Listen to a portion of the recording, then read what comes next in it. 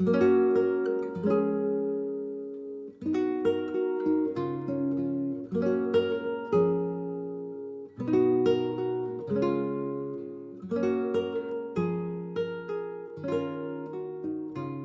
was 13 years old when I first picked up Chronicles of Narnia, The Magician's Nephew by C.S. Lewis. I was actually supposed to be in the middle of a punishment, and my teacher at that time had me exiled to the library of our school. Something about being too loud and disruptive to other people's educational experience.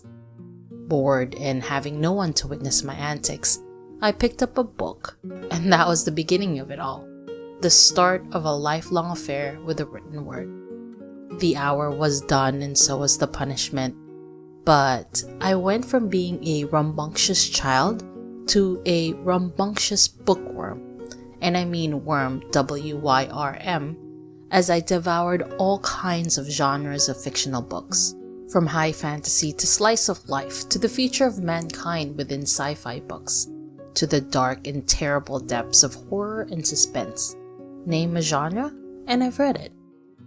However, one thing I've realized in my explorations and adventures was that with the exception of the rare few, I usually only chose modern books written when I was alive.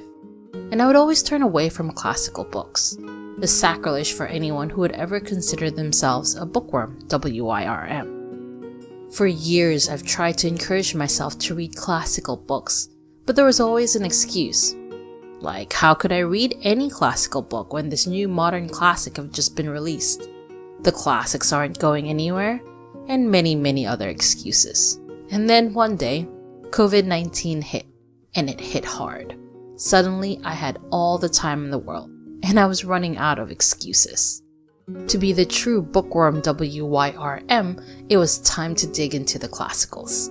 So here I am, about to embark on this adventure, and then I thought, why not share it?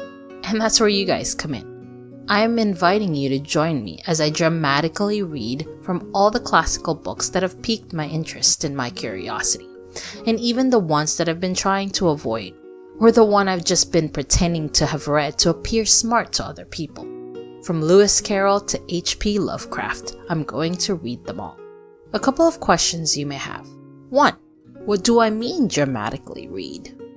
Well, as a former preschool teacher, I have a lot of practice reading books out loud, and I want to try my hand at reading these classics out loud with dramatic effect, and maybe some sound effects and music. 2. Is that it? No. 3. Are you doing anything else? Yes. Not only would I be reading these books in a dramatic manner, each episode will also feature a little discussion where I talk about certain things that I thought would be interesting to share about the work that I would be reading. Basically, on the 8th and 24th of every month, I will be posting 2 episodes. One would contain my dramatic reading, and the other would contain my discussions.